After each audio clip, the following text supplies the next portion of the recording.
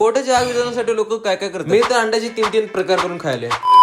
तर चहा विकत असताना मला लागले जाम भूक. घरी जाऊन जेवणार होतो तेवढंच आपले गौतम दादा भेटले आणि त्यांना कॉंग्रॅच्युलेट करून आपण सगळ्यांना चहा देऊन घेतला. चहा विकून घरी आलो तर दड्डी ही गुलाला रंगलेला अंग स्वच्छ करून काल झालेल्या गुलाबाच्या रंगपंचमीला त्यांनी एकटं तर स्वच्छ करू शकत नव्हतं. तर दड्डीला बाजूला सरून सगळं कारभार स्वतःच्या हातात घेतलं. पण त्याच्यासोबत काय प्रॉब्लेम होतो म्हणून जास्त वेळेपर्यंत आम्ही पाणी घेऊ शकत नव्हतं. त्यामुळे 2-4 बारड्या आणलो आणि त्यात भरून मारायला सुरू केलं पाणी. आणि खूप भारी तर नाही पण थोडाफार तरी कट्टा स्वच्छ केला. आणि कट्टा धुवून झाल्यानंतर ना मी माझ्या अंड्याना गेलो, कारण घरी मम्मीने मटण केलं आणि मटण मला खायचं नव्हतं म्हणून मी अंडे आणले. आणि मला भूक तर जाम लागलेली, पण मी म्हटलं बाबा अंड्यासोबत काय तर प्रयोग करूया म्हणून पहिले कांदा आणि कोथिंबीर कापून घेतलो. अंड्याची भुर्जी करण्याची रेसिपी तर वेगळी आहे, पण मी सध्याला काय केलं त्या वाटीत सगळं मिक्स केलं. त्यानंतर तव्यावरती तेल घालून त्याच्यावरती सगळं वतून आणि सगळ्या मिश्रणाला तोडत त्यात जरा चटणी टाकलो, जरा स्पायसी, जरा जाळण धूर एकदमच काढायचं होतं ना म्हणून. आणि तसंच आपला दुसरा प्रकार पण करून घेतलो मी, जे हे ऑमलेट होतं. जे कशा पद्धतीने केले मी मला स्वतःला कळलं नाही, कारण त्या टायमाला मला डोकं एका ठिकाणी होतं आणि काम तिसऱ्या ठिकाणी करत होतो. पण ती सोडून आपला तिसरा प्रकार करून घेतलं, ते होतं या ऑमलेट राईस. आणि आता भुकेमुळे माझ्या डोक्याचे तारा हल्ले, त्यामुळे मी जास्त बोलत बसणार नाही. आता सगळं कुस्करीन खाऊन घेतो या ज्वारीच्या भाकरी सोबत आणि कांद्याच्या पातासोबत.